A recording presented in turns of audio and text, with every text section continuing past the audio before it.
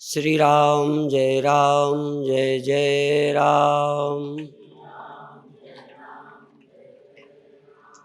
श्री राम जय जय राम। श्री राम जय जय राम। कल मैंने एक संभव क्या है असंभव क्या है चर्चा की थी, प्रातःकाल उसकी पुष्टि की थी। अभी डीएम महोदय जी ने एक विषय रखा है, उस विषय पर सचमुच चिंतन परक बातें कहना चाहूँगा। अध्यात्म में भी क्या संभव है क्या संभव नहीं है, एकता कितनी, समानता कितनी, विषमता कितनी। स्वामी त्यागानंद जी ने भी सिया राम में सब जग जानी कहकर एक बात कही थी जो ज़्यादा अच्छी है कि इस देश से बेईमानी मिट जाएगी, कमियां मिट जाएंगी। और जिसकी नहीं मिटेंगी उसका मतलब ये नहीं है कि उससे नहीं मिटी, उसने दवाई नहीं खाई तो क्या करेगा। रोग मिटता है जो दवा खाता है, जो दवाई नहीं खाता उसका रोग कैसे मिटेगा। ये कोई मनोरंजन तो है नहीं। तो इस विषय पर एक पशु है, एक मनुष्य है, एक पेड़ है। पेड़ भी परमात्मा से हुआ है, पशु भी हुआ है, मनुष्य भी हुआ है। एक अर्थ में हम सब परमात्मा के होने के नाते समान हैं। लेकिन पशु का कोई व्यवहार, उसका व्यवहार बुद्धिजन्य नहीं है। पशु का जो व्यवहार होता है वह इंद्रिय प्रधान प्राकृतिक सहज होता है, और उससे यदि कोई अच्छाई की आशा करनी है तो या तो उसकी आदत अच्छी डाल दें। जिस बैल की, घोड़े की आदत अच्छी पड़ जाती है वो ठीक चलता है, जिसकी आदत ठीक नहीं पड़ती वो ठीक नाचता नहीं, ठीक चलता नहीं, कहीं का कहीं ले जाता है। और दूसरा तरीका है जानवर का, मुख में मुस्का। दूसरा है यदि खेत बचाना है तो कहाँ उसको बांधना, कितनी लंबी रस्सी, उसको बोलते थे रखेल में किसी जगह पर जानवर को लंबी रस्सी में बांध देते थे कि जिससे भूखों भी ना मरे। बात समझ में आ रही? क्या करे, भूखों भी ना मरे और आदमी का अनाज खा के आदमी को ना मारे। यदि जानवर छुट्टे छोड़ दिए जाएं तो आदमी मर जाएगा, और यदि जानवरों को बिल्कुल बांध दिया जाए कि खाना ही ना खाएं तो जानवर तो मरेगा ही, उनके अभाव में तुम भी मर जाओगे। नहीं, हम इतने दयालु नहीं है कि अन्न की रक्षा करते। अन्न की रक्षा अपनी रक्षा के लिए करनी है, जानवरों की रक्षा अपने लिए करनी है। अब पेड़ लगाओ, पेड़ ना काटो। तुम नहीं समझते कि पेड़ हमारे रिश्तेदार हैं, पर वैज्ञानिक जानता है कि पेड़ समाप्त हो गए तो मनुष्य समाप्त हो जाए। पर ये बात अभी आपको समझ में नहीं आती। लोग चोरी से काटेंगे, चोरी से लगाएंगे नहीं, लगाने की हिम्मत नहीं, चोरी से काट लेंगे। इसलिए ये बात ध्यान रखो कि सबकी आवश्यकता है, इस अर्थ में हम सब समान हैं। पर मनुष्य की एक विशेषता है कि उनको बचा भी सकता है और उनको खत्म भी कर सकता है। लोग कहते नहीं, ये आदमी अपने पैर पर कुल्हाड़ी मार रहा है। जानवरों को काटना, पेड़ों को काटना, कमजोरों को सताना, आप समझ लो अपने पैर पर कुल्हाड़ी मार रहे हो। और इतना ही नहीं, आप अपने देश के साथ अत्याचार कर रहे हो।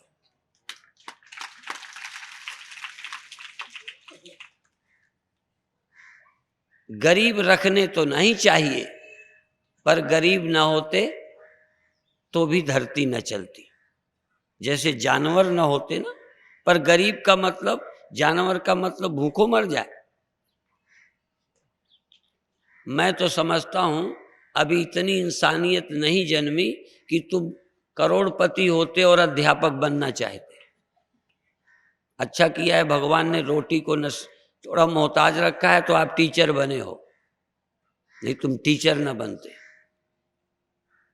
सच तो ये है, ये पुलिस के लोग जो रात भर दिन भर दौड़ते हैं ड्यूटी में, यदि इनकी नौकरी का प्रश्न न होता तो हो सकता है देश लूटने देते, ये भी न करते।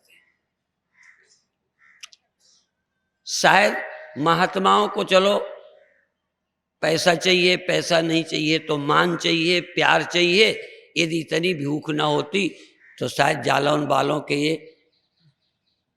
गुलाम तो है नहीं जो चले आते।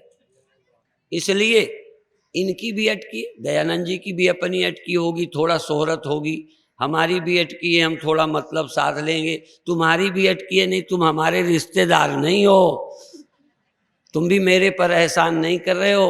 अभी बता रहे थे ना आगे क्या होगा पता नहीं, सीधा नरक ना भेज दें बाबा, चलो स्वर्ग ही भेज देंगे, मंत्र ले लेंगे, क्योंकि मोक्ष की गहराई सबको समझ में आती नहीं और ना आएगी, ना सब मोक्ष की गहराई की सोच पाएंगे।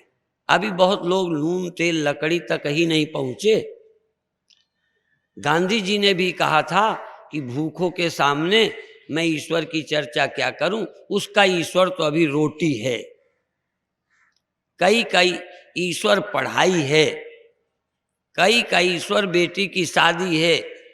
मैं बेटी की शादी की स्कीम बताऊं, मैं तुम्हारे बच्चों की पढ़ाई के लिए कोई सहयोग करूं और भी लौकिक सहायता करूं तो मैं दावा करता हूं कि तब भीड़ ज्यादा होगी मोक्ष के बजाय। इसीलिए संसार में सिद्ध पूजते हैं, सिद्ध सुन लो, कोई बाबा सिद्ध है, सिद्ध पूजते हैं, और तंत्र मंत्र वाले भी पूजते हैं। ज्ञानी की पूजा तो बहुत कम है, आप मान तो नहीं, ज्ञानी की जरूरत बहुत कम है लोगों को, क्योंकि अभी ब्रह्म तुम्हारे काम का नहीं है। देखो फिर याद दिलाऊं, दवा सब है, लेकिन आपको वो दवा दी जाती है जो आपको फायदा करे। अच्छा आपको मार दे वो वाली दवा नहीं है क्या, जिसको खाकर बल्कि कई लोग तो इंजेक्शन से मर गए, इंजेक्शन नुकसान कर गए। खैर तो देखो वो भी दवा है जो कई को नुकसान कर जाती है और किसी को वो फायदा करती। तो वेदांत हो, चाहे भक्ति हो, चाहे पूजा हो, चाहे धर्म हो, गलत प्रयोग किया जाए और अपात्र को दिया जाए, अपात्र को चीज दी जाएगी, जिसका जो पात्र नहीं है तो उसका उसे नुकसान होगा, फायदा नहीं होगा। मैंने एक कथा सुनी थी कि गधा को रात ठंडी लग रही थी तो उनके घर में हाथी भी था, तो उसको दया आई तो हाथी की लाद गधे के ऊपर डाल दी कि इसको आराम मिले। तो जैसे लाद गयंद की गधा दे ओढ़ाए, सुख सोवन की को कहे उलझ पुलझ मर जाए, वो और मर जाएगा, आराम क्या मिलेगा। तो कई को ब्रह्म ज्ञान बिगाड़ता है, कई को धर्मांध बना देता है धर्म। कई लोग तो ये खुले बोलते हैं कि उतना लड़ाई मनुष्य की नहीं है जितनी लड़ाई धर्म की है। लादेन जैसे किसने पैदा किए, ये आतंकवादी किसने पैदा किए हैं, ये धर्म के पैदा किए हुए। कोई भी चीज हाँ ठीक से न दी जाए, अनोपान से न दी जाए, योग सही नहीं हो तो दवा से लोग मर जाते। इसलिए आवश्यकता है हम ठीक से समझें। समानता भी दुखदाई है, विषमता भी दुखदाई है। जैसे व्यवहारिक रूप में कहता हूं, नारी नारी के प्रति मेरे संबंध विषम है। सब नारी आपकी पत्नी नहीं है। एक आपकी पत्नी है, बाकी आपकी बहनें हैं, माँ हैं, चाची हैं, मौसी हैं, नानी हैं, पत्नी सब नहीं है। ये यदि हमारे विश्वास खत्म हो जाएंगे तो भी एक नया उपद्रव शुरू होगा जो विदेशों में है। हर चीज के अपने फायदे, हर चीज के नुकसान है। और ब्रह्म ज्ञान कितना प्रैक्टिकल है और कितना प्रैक्टिकल नहीं है। जैसे मान लिया कोई स्त्री आई, वहां अच्छा है, ब्रह्म नहीं देख पाते तो बहन है, माँ है, मौसी है, इकट्ठे ब्रह्म देखना मुश्किल है। पेड़ को हम ब्रह्म नहीं देखें पर उसकी उपयोगिता समझें, सबकी जरूरत है उसकी रक्षा की। तो देखो विषमता क्या है, पशु मनुष्य के बराबर एक अर्थ में नहीं है, पर पशु की जरूरत उतनी है जितनी मनुष्य की। पेड़ में और मनुष्य में बहुत फर्क है और नहीं है। जैसा कि अभी कह रहा था, यदि संसार में वृक्ष समाप्त हो जाएंगे तो मनुष्य भी समाप्त हो जाएंगे। इसी तरह से हमारे चार अंग हैं, सिर है, हाथ हैं, धड़ है, पैर हैं। इसमें से कोई अंग मेरा नकारा होगा तो मैं सुख से नहीं जी सकता। सुख से जीने के लिए मुझे सारे अंग चाहिए, आंख भी चाहिए, कान भी चाहिए, मुख भी चाहिए, हाथ भी चाहिए। अभी और हाथ कँपने लगते हैं, कई को जब ज्यादा उम्र पे कंपन अधिक हो जाता है तो ऐसे ऐसे करता है, वो दूध पीना चाहता है तो दूध लुढ़कता है, इतने हाथ कँपते हैं। केवल हाथ की कमजोरी, केवल पैर की कमजोरी, दिमाग की खराबी, एक एक चीज कितनी हानिकर है। पेट ठीक नहीं है, आजमा। हमारे यहाँ वर्ण व्यवस्था की दृष्टि से बनिया व्यापारी पेट है। पेट ठीक होना चाहिए, भोजन हजम होना चाहिए, शरीर को, पूरे शरीर को रक्त की सप्लाई। बनिया की ताकत सबको मिलनी चाहिए, पंडित की खोज सोच सबके काम आनी। यदि पंडित का दिमाग पैरों के काम ना आए, हाथों के काम ना आए, मरने दो पैरों को, गिरने दो खड्ड में, तो पंडित जी बच जाएंगे क्या? यदि पैर गड्ढे में चला गया तो पंडित जी भी वहीं पड़े रहेंगे। इसलिए जैसे दिमाग पैर को भी शक्ति दे, खून सारे शरीर को मिले, और इस दिमाग को पेट के पालने के लिए पैर जाएं, हाथ दुकान में काम करें, सब काम की जरूरत है। जैसे सर्व अंग हैं, परंतु क्या है, ये एक इकाई है, इसमें अंग इतने हैं पर मैं एक है, मैं। फिर समझें, शरीर के अंग चार हैं। आप कई औषधियों को भी लेते हैं तो किसी के पत्ते लगते हैं, किसी का छिलका लगता है दवा में, किसी की जड़ें लगती हैं, और कोई औषधियां हैं जिसका सर्वांग लगता है, फल फूल पत्ती टहनी जड़, पूरा का पूरा दवा के काम आता है। जैसे ये शरीर पूरा अंग एक व्यक्ति का है, इसलिए आंख की, पैर की, धड़ की, सबकी चिंता करते हैं। गड़बड़ क्या है और अच्छाई क्या है और क्या करना चाहिए, यहां मैं बहुत हैं, एक मैं संसार में नहीं है। संसार में मैं बहुत है, यहां तक पति पत्नी के अपने अपने मैं हैं, पिता पुत्र के अपने मैं हैं। यहां आंख का मैं, कान का मैं, हाथ का, पैर का, पेट का, सबका मैं एक है। यद्यपि इन इंद्रियों की भी अपनी थोड़ी बहुत भिन्न मांगे हैं। जबान चटोरी कहती है, कोई सीमा में ही बेईमानी नहीं होती घुसपैठियों की। सीमा में मिल जाओ, देश के रक्षक मिल जाएं, देश के नागरिक गड़बड़ करें, घुसपैठ करें, इस देश का मुसलमान आतंकवादियों को तो रख लेगा। अच्छा, आतंकवादी कहाँ रहते होंगे? आसमान में। यदि इस देश का कोई नागरिक देश के विपरीत नहीं है तो आतंकवादी यहां एक दिन जिंदा नहीं रह सकता। नेता कोई बात करें, नेता तो बेईमान है। मैं खुलेआम कहता हूं, यदि इस देश के नेता इस देश का आतंकवाद समाप्त करना चाहें तो आतंकी इस देश में नहीं रह सकता और आतंक के पालकों को यहां नहीं रहने दिया जाना चाहिए। पर अपने अपने वोट का मामला है, कुर्सी का मामला है, देश का नहीं।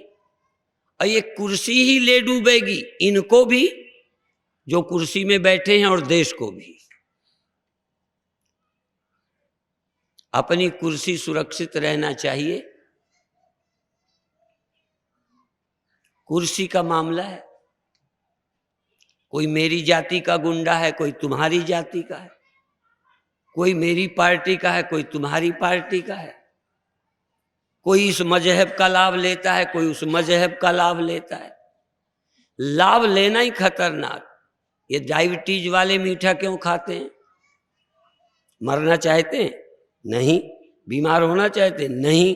फिर कौन बीमार करता है? कहीं चटोरी जबान नहीं मानती। क्या तुम्हारे यहां बेईमान नहीं है? तुम्हारी जबान, तभी तो इंद्रिय संयम की बात हमारे डीएम साहब कह रहे थे। इंद्रियों का संयम, जिसकी इंद्रियां बस में नहीं है, जिनके पुलिस के, सेना के, देश के नागरिक राजनीतिज्ञों के इशारे पर या देश के लिए सोचते नहीं है, वही देश के लिए खतरा है। जो जबान खाते समय दिमाग भी है। आहा, क्या कहूं मैं। बहुत अच्छी एक नीति का वचन है,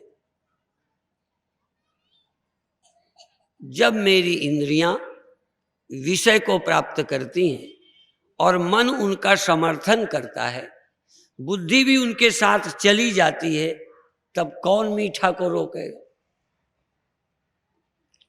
जब बेईमान हमको, देखो डीएम साहब बैठे हैं, थोड़ा इनके मुहकमे की भी मिलती जुलती बातें, क्योंकि जब इन्होंने हमें नहीं छोड़ा,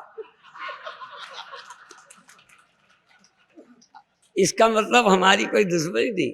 उन्होंने बुराई बताई, सच्ची बताई, हम भी सच्ची बताएंगे। यदि पुलिस के लोग ले दे के बदमाशों को छोड़ेंगे या नेताओं की सिफारिश से छोड़ेंगे तो गुंडे नहीं बढ़ेंगे, बाबा बढ़ेंगे क्या?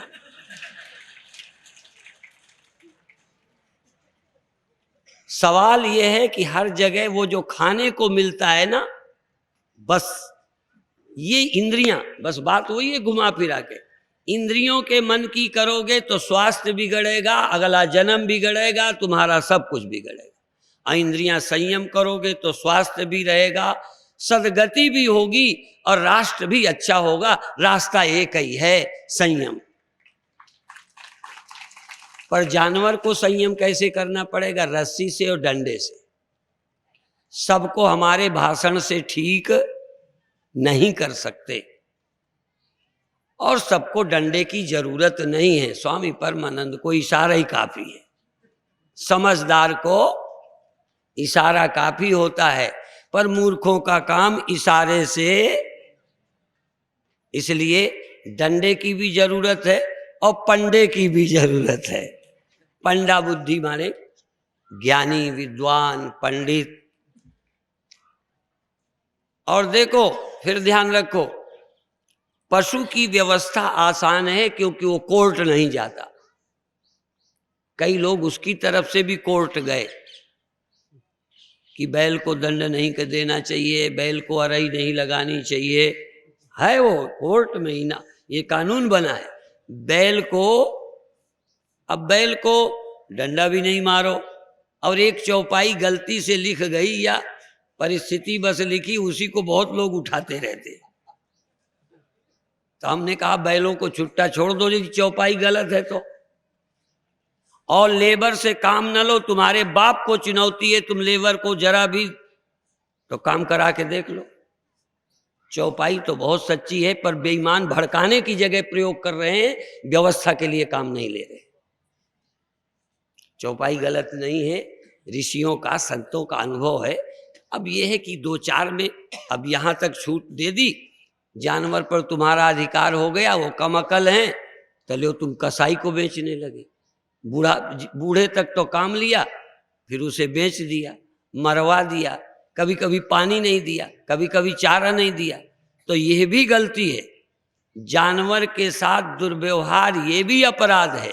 और जानवर को जरा रस्सी भी नहीं, नकेल भी नहीं, ऊंट को नकेल नहीं, बैल को नाथ नहीं, और हाथी को अंकुश नहीं, और क्या बताएं, घोड़े को लगाम नहीं।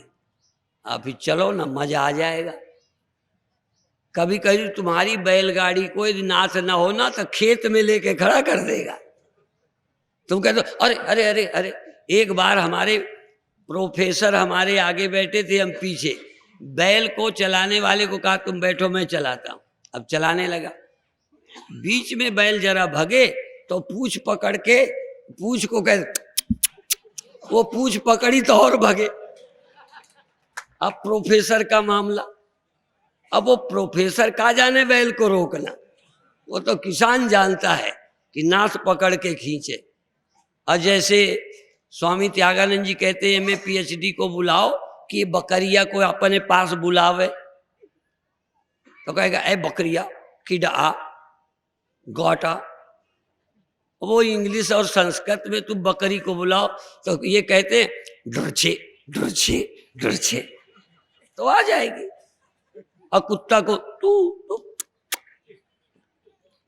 अब तुम जैसे समाज है उसकी व्यवस्था भी, हाँ, जस देवी तस चाहिए पूजा। मनुष्य को सुधारने के लिए भी बहुत विधियां हैं, धर्म भी है। वेदांत नहीं है, धर्म है। ये भी सुन लो, वेदांत कभी समाज को सुधारता नहीं है, धर्म सुधारता है, वेदांत मुक्त करता है। मुक्ति चाहिए तो वेदांत सुनो, और सुधरना है तो धर्म का पालन करो। वेदांत क्या, तुम करते ही नहीं हो, तुम्हारी इंद्रियां नहीं, तुम शरीर ही नहीं, वो छुट्टा चरो। असल में वेदांत तो भ्रम निकालने के लिए है। वेदांत उसके लिए है जिसको कोई नहीं कर सकता। जन्म मृत्यु के संबंध में आत्मबोध के सिवा कोई चीज नहीं। अभी थोड़ी देर पहले पंडित जी सुना रहे थे शंकराचार्य का श्लोक कि चाहे देवताओं की पूजा कर लो, चाहे तीर्थ कर लो, चाहे यज्ञ कर लो, तप कर लो, दान कर लो, सब कुछ कर लो, पर आत्मा ब्रह्म के ऐक्य के बिना मुक्ति हजारों शतांतरेषु नहीं हो सकती, नहीं हो सकती। ये घोषणा है। और फिर बता दूं, इस प्रकरण में आज मैं भी कह दूं कि इस वाक्य के अलावा यदि जीते हुए कोई मुक्त होकर दिखा दे तो हम उसके चेला बनेंगे। वेदांत सर्व भ्रमों को निवृत्त कर मुक्ति देता है जीते जी। लेकिन धर्मात्मा हो, राक्षस हो तो गड़बड़ हो जाएगा। तो पहले धर्मात्मा बनो। आप माँ हो, आप बहन हो, पत्नी हो, भाई हो, पंडित हो, बनिया हो, कुछ हो, उसका आचरण करो। स्वय स्वय कर्मणि अविरता संसिद्धिम लभते पराम। अपने अपने कर्तव्य का पालन करो। दूसरे का अच्छा भी हो तब भी उसके लिए न दौड़ो। जैसे एक बार किसी विद्वान ने, जब शिक्षक दिवस मनाया गया, शिक्षक दिवस, तो अध्यापकों ने शिक्षक दिवस उसको मनाया जब एक शिक्षक राष्ट्रपति बना था। वो तो जानते हो ना, हाँ, राधा कृष्ण। तो शिक्षकों का गर्व दिन था, गौरव दिन था कि एक शिक्षक राष्ट्रपति बना है। इसलिए शिक्षकों ने शिक्षक दिवस, गौरव दिवस मनाते हैं कि शिक्षक इतनी ऊंचाइयों पर गया। तो किसी चिंतक ने कहा कि शिक्षक दिवस तब मनाना चाहिए जब एक राष्ट्रपति पद छोड़कर शिक्षक बन जाए।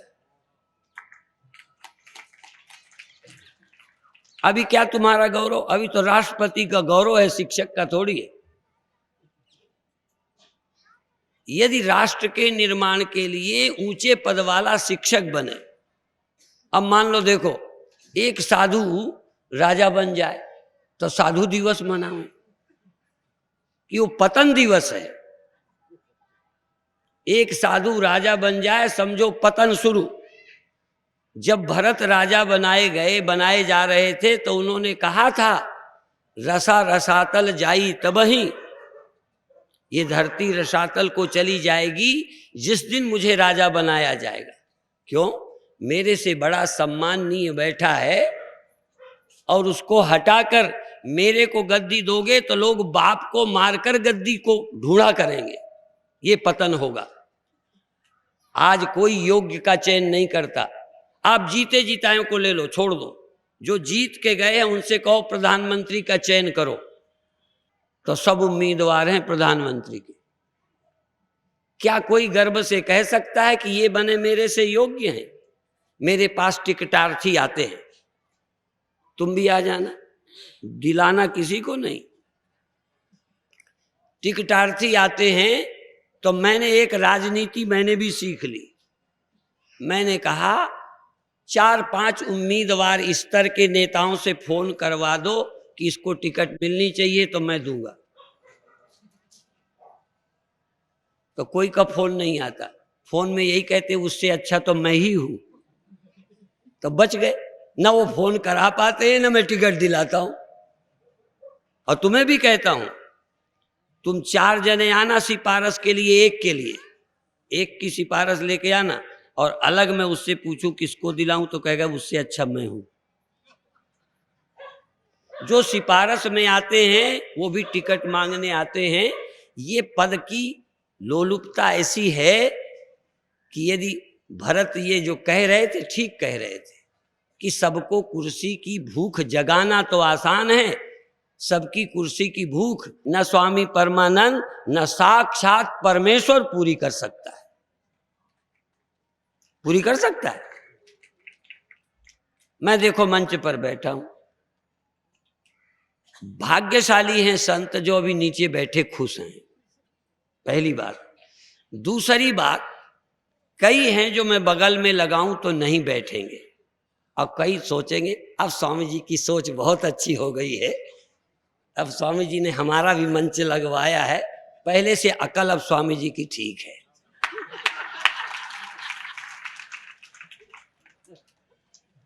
और कई तो महाराज घूमते रहते हैं जब तक कुर्सी गुरु जी माने हम मंगवा के न बिठाएं तब तक चेला जमीन पे नहीं बैठता। ऐसे भी मेरे चेले हैं। ये जो पद की मांग है, भूख, ये नेता क्या पूरी करेंगे?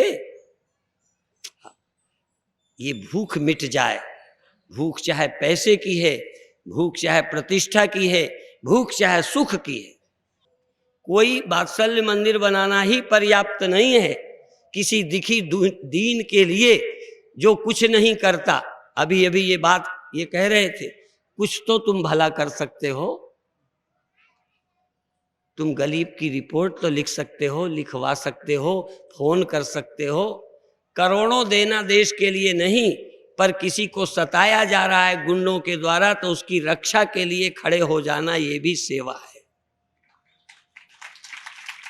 अब ये बताओ, ये सुख की भूख मानता हूं कि प्राकृतिक है और जानवरों को एक भगवान ने कृपा की है जो मनुष्य के साथ नहीं की है, ये भी ध्यान रखना। पशु को भी काम वासना है, सारी जानते हो, मेरे से ज्यादा जानते हो, देख लो प्रैक्टिकल। जानवर को वासना होती है, पर जब तक मादा में वह स्थिति नहीं आती, नर पशु साथ रहकर भी गड़बड़ नहीं करता। पर मनुष्य ही एक ऐसा पशु से बदतर पशु है जो 6 वर्ष की बच्ची के साथ भी बलात्कार कर सकता है। जानवर ऐसा नहीं है। इसलिए जब कोई मनुष्य से जानवर की तुलना करता है तो मैं गलत मानता हूं कि मनुष्य जानवर नहीं है, या तो फिर सचमुच अच्छा मनुष्य है, या देवता है, या भगवान है। नर पशु तो नहीं हो सकता। नर जब होगा ये शैतान होगा, पिशाच होगा, राक्षस होगा। मनुष्य बिगड़ता है तो पिशाच होता है, राक्षस होता है। पशु कहाँ? पशु को तो तब भी कुछ नियम है, कुछ योग्यता है, कुछ उसकी इंद्रियां हैं। भगवान ने उसे गिफ्ट दी है अच्छाई। क्या? उसके नाक से उसको आकर्षण होता है। उसकी नाक से लगे कि ये इसके पात्र है तो उसके पीछे भागेगा, नाक लगा के देख लेता है। तुम्हें तो भगवान ने ऐसी नाक नहीं दी है, ये तुम्हारे साथ अन्याय हो गया है, नहीं तुम भी चरित्रहीन नहीं होते। नाक नहीं दी ऐसी। दूसरी बात कहना चाहता हूं कि जहां तुम्हें नाक नहीं दी तो अकल दी थी, और अकल का प्रयोग जो बुराई के लिए करता है, इससे ज्यादा कोई शैतान आदमी नहीं है। तभी स्वामी त्यागानंद जी कह रहे थे कि मनुष्य को जो बुद्धि मिली है यही हमें पशु भी नहीं बनने देती। पशु बनने के लिए अकल नहीं चाहिए, नेता बनने को अकल नहीं चाहिए, शैतानी के लिए अकल नहीं चाहिए, वकालत के लिए। वकील पशु? कोई वकील है? नहीं है कोई पशु। वकील भी आदमियों में ही है, क्योंकि यही केस को इधर उधर करते हैं। न्यायालय क्या करे? ये वकील ऐसा कर दें कि न्यायालय वाले को भी सोचने में मजबूर होना पड़े। जानते हुए निर्दोष को फंसाएंगे और अपराधी को बचाएंगे। इसलिए विनोबा कहते थे अपने अनुयायियों को वकालत छोड़ो, यदि सर्वोदय में आना है तो वकालत छोड़ो। ये वकालत बहुत अच्छा धंधा नहीं है। असल में भगवान ने हमको बुद्धि इसलिए नहीं दी थी कि हम बेईमानी करें, बुद्धि दी थी कि हम समाज का निर्माण करें, विश्व का भला करें। उसके लिए धर्मात्मा पहले बने तो इंद्रियों में संयम आएगा, थोड़ा थोड़ा, छूट नहीं। फिर बैल पर जाओ, बैल को यदि बांधोगे तो भूखों मर जाएगा, चारा नहीं दोगे, और छुट्टा करोगे तो आदमी मर जाएगा। तो यदि मनुष्य को भी कोई संयम न दिया गया तो समाज बिगड़ जाएगा, और बिल्कुल यदि रोक दोगे तो आदमी वासनाओं की पूर्ति जब कर ही नहीं पाएगा तो मर जाएगा। मनुष्य की कुछ जरूरतें हैं सुख की, वो मनोरंजन ताश से नहीं करेगा, जुआ से करेगा। वो मनोरंजन नाच तमाशे नहीं करेगा तो मनोरंजन बुरी तरीके से करेगा। मनुष्य को मन की खुशी चाहिए, मनुष्य को इंद्रियों के सुख चाहिए। हमें भी स्वादिष्ट भोजन चाहिए। कोई बाबा थोड़ी बचे हुए हैं, चाहिए, परंतु जहर मिला मीठा हो तो खाना चाहिए, बीमार हो तो खाना चाहिए, थोड़ा संयम तो करना ही चाहिए। इसलिए महात्मा गांधी आस्वाद पर जोर देते थे। आस्वाद, स्वाद के लिए मत खाओ, भले के लिए खाओ। संतान पैदा करने को विवाह करो और संसार को अच्छी संतान दो, मोह के लिए नहीं। मेरा मेरा ठीक है, तुम्हारा बच्चा और देश का काम करेगा। तुम्हारे से तुम्हें सुख मिला, संतान हुई, अच्छी बात है। तुम्हें खाने में सुख मिला और स्वास्थ्य भी बना, दोनों हो तो ठीक। माने सुख मिले और स्वास्थ्य बिगड़े वो ठीक, कि सुख भी मिले स्वास्थ्य भी बने। बस इसी का नाम धर्म है। अर्थात अपनी इंद्रियों का प्रयोग धर्म पूर्वक करोगे तो लोक भी सुखी रहेगा, परलोक भी नहीं बिगड़ेगा, संसार भी अच्छा बनेगा। लेकिन आज आपको ये सिखाने वाले पिक्चर तो हैं नहीं, पिक्चर तो ये तुम्हें सिखाएंगे नहीं, वो तो छुट्टा छोड़ना सिखा रहे हैं। अब ये तमाम लड़कियां उठा ली जाती हैं, अपहरण हो जाता है, मार दी जाती हैं, फिर भी जैसे रोड में ट्रक पलटा देखा, मारुति पिचली देखी, लोग मरे देखे, फिर भी जो बाकी बचे ड्राइवर हैं वो नहीं सोचते, लगता है वो बेवकूफ था, हम तो अक्लमंद हैं। मैंने एक बात कहा, हजारों साल ये देश अभी सीखेगा तो विदेशियों की अच्छाई प्राप्त कर सकता है। लेकिन दूसरी एक विद्या यहाँ है, अध्यात्म। ये इतनी ऊंची विद्या है जिसके लिए विदेश आज भी सीखता है और हजारों साल सीखेगा तब भी यहाँ की ऊंचाई प्राप्त नहीं कर सकता है। दोनों बातें बराबर हैं। आवश्यकता है इसकी कि उनसे हम कुछ सीखें, उनको कुछ सिखाएं। जब मैं विदेश गया मेरे से पत्रकारों ने पूछा आप किस लिए आए हैं, मैंने कहा यहाँ की कुछ बातें सीखने आया हूं और यहाँ कुछ सिखाने आया हूं। ये नहीं कि जगत गुरु है, हम जगत गुरु हैं। गोरू तो रहे नहीं, गुरु गुरु कहे जा रहे हो। जगत गोरू लोग क्या गुरु हो? तुम्हें जीने की तमीज नहीं, बैठने की तमीज नहीं, घर की तमीज नहीं, सफाई की तमीज नहीं, बोलने की तमीज नहीं। इनको यदि मैं इतना भी ऐसे दे दूं ना, ऐसे ऐसे, तुरंत कहेंगे थैंक यू, नहीं समझे, तुरंत धन्यवाद। अपन तो किसी को धन्यवाद देना ही नहीं जानते, हम किसी को सम्मान देना नहीं जानते, भूल गए। लेकिन और दे भी दोगे तो विदेशी को दे दोगे, पड़ोसी को दे सकते हो ना, पड़ोसी दुश्मन है। किसी हरिजन को दे सकते नहीं, हम पंडित हैं। अरे भाई, अच्छा ये बताओ, तुम अपने पैर को साबुन तुम लगाते हो कि पड़ोसी लगाता है? कम से कम इसी से सीख लो कि तुम्हारा पैर है और हाथ लगाते हो। तेरी शूद्र को तुमने गले लगा लिया तो कौन सा अपराध हो गया? तुम समझते नहीं। और तभी हमारे इन्होंने कहा कि मान लो टीबी है तो गले ना लगाओ। मुझे बहुत याद है, टीबी है तो गले ना लगाओ लेकिन इलाज तो कराओ, प्यार तो दोगे। कि टीबी वाले को घर से निकाल बाहर करोगे, रहने की जगह ना दोगे। जिसको कोई ऐसा रोग होता है उससे भी प्यार, कि उसका उत्साह भंग ना हो, उसका इलाज किया जाए, पिछड़ेपन का दुख उसे ना हो, इतना सम्मान दिया जाए। हमारे यहाँ जो बच्चे रह रहे हैं वहां की नींव जालौन में है। वात्सल्य ग्राम की नींव लोग जाने न जाने जालौन में गड़ी है। और एक इतनी बड़ी संस्था, आज 7 करोड़ रुपया लग चुका है बच्चों की स्कीम के लिए। और चाहो तो और भेजते रहना। परंतु दुख की बात है कि तुम अपने बच्चों को फेंको। ऋतंभरा ने ऐसी स्कीम खड़ी की है और तुम्हारे यहाँ से बच्चे अच्छे होंगे, पढ़ेंगे अच्छा, स्वस्थ होंगे और उनको गले लगाकर प्यार से सुलाते हैं उतना ही जितना तुम अपने बच्चे को। वो कोई अनाथालय नहीं बनाया गया, वो ऐसा है। और वहाँ यशोदा, एक यशोदा का मंदिर बन रहा है जहाँ कृष्ण को लोरियां देके यशोदा खिला रही है। अभिप्राय ये कि लड़का किसी का था, कृष्ण किनके लड़के थे? यशोदा। और फिर क्या कहें, कृष्ण की माँ यशोदा। ले तो ऋतंभरा ये भी भेद करती, जननी वो है जिसने जन्म दिया है, माँ वो भी हो सकती है जिसने जन्म नहीं दिया पर पाला है, वो माँ होती है। तो क्या नहीं कर सकते? आप स्त्री हो, एक बच्चे को प्यार तो दे सकते हो।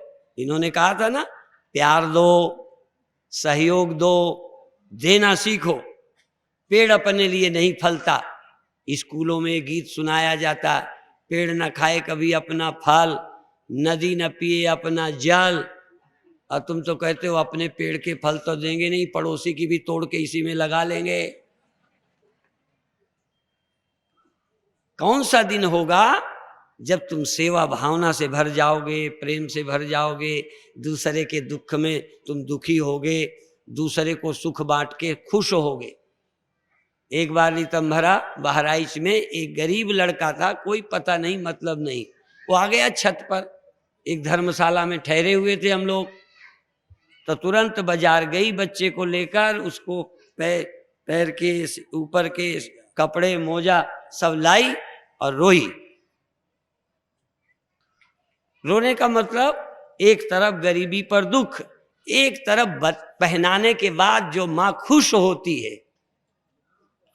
नारी को परमात्मा ने वात्सल्य दिया है, एक माँ का दिल दिया है, जो कुछ खिला के दूध पिला के खुश होती है, कपड़ा पहना के खुश होती है, बच्चे को दे के खुश होती है, उसको जीता देख के खुश होती है, खुश होती है। ये माँ को दिल दिया है। दिल तो तुम्हारे भी है, पर दिमाग ने दिल को खराब कर रखा है। सहज प्रेम का स्फुरण होता है। परमात्मा ने दिया है, दिमाग ने छीना है। माँ को भी परमात्मा ने दिया है, दिल भी दिया है, दूध भी दिया है, पर समझ ने कहा सौंदर्य कम हो जाता है, इसलिए दूध ना पिलाओ, बच्चे को बकरी का पिलाओ, अपना दूध सुखाओ, अपना सुखाओ, ये नहीं कि बढ़ा के पिलाओ। हाँ, पहले माँ को दूध कब होता था तो क्या सतावर और फलाना खिला के, याद है हमें छोटे की, वो खिलाकर दूध बढ़ाकर बच्चे को पिलाती थी कि ऊपर का पिलाना ना पड़े। आज की माँ दूध सुखा रही है कि बकरी का पिलाएंगे, अपना नहीं पिलाएंगे। तो फिर अभी तुम दूध नहीं पिलाओगे ना, बुढ़ापे में तुम्हारा लड़का तुम्हारा खून पिएगा। अब फिर कहोगे लड़के हमें मानते नहीं। हमने कहा माने क्या, तुमने अपने गले से लगाया नहीं। मैं यहाँ के नागरिक की बात नहीं करता, जो इस देश का नागरिक है, इस देश के स्वाभिमान के साथ है, इस देश की संस्कृति के साथ है, उसकी हम आरती उतारेंगे, उसकी कब्र भी पूज सकते हैं। बाकी तो हम ऐसे लोगों की कब्र भी यहाँ नहीं चाहते, कब्र भी बाहर बननी चाहिए। ये देखो, ये सच्चाई है। राजनीतिक लोग चुपड़ी बात बोलेंगे, उन्हें वोट का मामला है, लेकिन सत्य जो बोला जाता है सत्य है। यदि वो सम्मान चाहते हैं, प्यार चाहते हैं, तो हिंदू से प्यार करना होगा, इस राष्ट्र के स्वाभिमान के साथ जुड़ना होगा, अन्यथा ये संभव नहीं।